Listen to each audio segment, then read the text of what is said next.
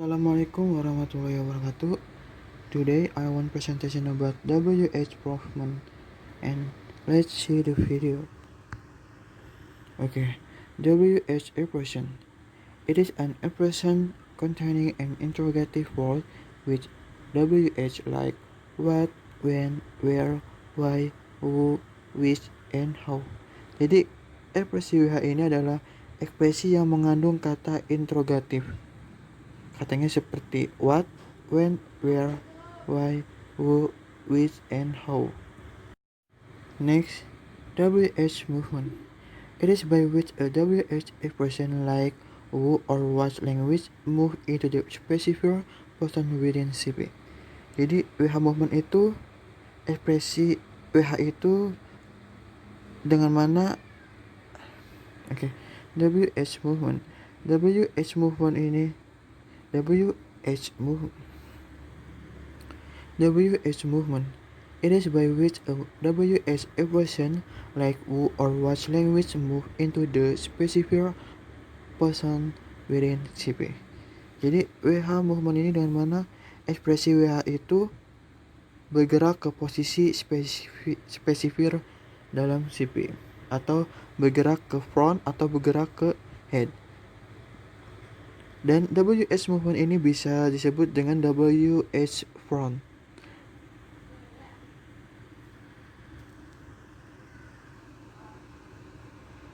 WH question. CP comprises a head C constituent which can be filled by a complementizer or a proposed auxiliary and a TP complement. Jadi pertanyaan WH atau WH question ini dimana CP atau head itu atau depan kata itu diisi oleh WH expression dan kemudian diisi pelengkapnya atau kata pembantu selanjutnya atau kalimat selanjutnya untuk membentuk suatu pertanyaan. What position is occupied by the bold printed constituent which precedes the italicized auxiliary? Jadi posisi apa yang ditempati oleh konstituen dicetak tebal yang mendahului pembantu yang cetak miring. Jadi WH expressionnya itu berada di depan dan selanjutnya diisi oleh kalimat pembantu atau kata pembantu. Okay, you can see the example. First, what language can you speak? Jadi diiringi oleh WH expression. Sorry, ini ke bold ya. And dan kemudian dilanjuti dengan kalimat pembantu. And second, who was she dating? Third, which one would you like? Fourth, where are you going? Nah, each of the WH expression on the right function are the complement of the verb at the end of the sentence. Jadi setiap ekspresi W itu pada fungsi yang tepat berfungsi sebagai pelengkap dari kata kerja pada akhir kalimat. Jadi WH expression itu sebagai pelengkap kata pertanyaan atau kata interrogatif. WH in situ question. Before I am clarify about WH in situ question, you can see the example. First, you can speak what language. Second, she was dating who. Third, would you like which one?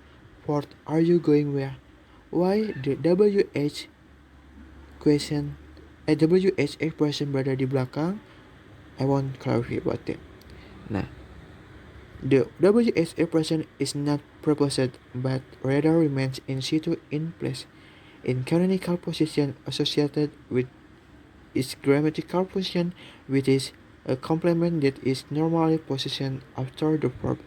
Jadi sebenarnya kalimat WH in situ itu atau pertanyaan WH in situ itu sebenarnya kalimat yang belum dirubah ya, yang secara terang-terangan itu belum dirubah. Jadi jika dirubah, yang kata yang ditebal itu bisa berada di front gitu, seperti itu kalau sudah dirubah.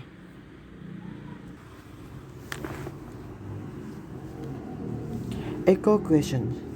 The echo question suggests that WH expression originate as complements of the relevant verb and move to the front of overall clause. They move into the position preceding the important auxiliary. Jadi, pertanyaan Gemma menunjukkan bahwa ekspresi WH berasal dari sebagai pelengkap dari kata kerja. Pelengkap dari kata kerja yang relevan dan pindah ke bagian depan dari semua klausa. Dan WH expression juga mereka pindah itu ke posisi yang tepat dari yang awalnya berada di belakang kalimat menjadi ke depan kalimat. Nah, you can see the example. Jadi contoh di sebelahnya itu kata wu masih berada di belakang. Itu masih in situ question. WH in situ question. Nah, setelah itu kata u bisa berubah bisa pindah ke bagian depan. Ya. H movement and EPP. WH movement and EPP features. EPP is the mechanism which drives movement of WH expression to specific. Jadi WH movement dan fitur EPP adalah mekanisme yang mendorong pergerakan ekspresi WH ke spesifik.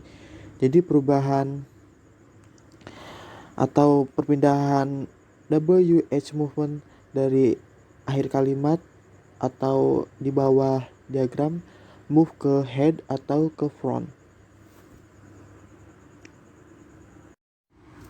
Okay, this is the example. He wants to know where you are going. Nah, WH expression berada di bawah sebelumnya, ya. Where-nya itu, where-nya berada di bawah.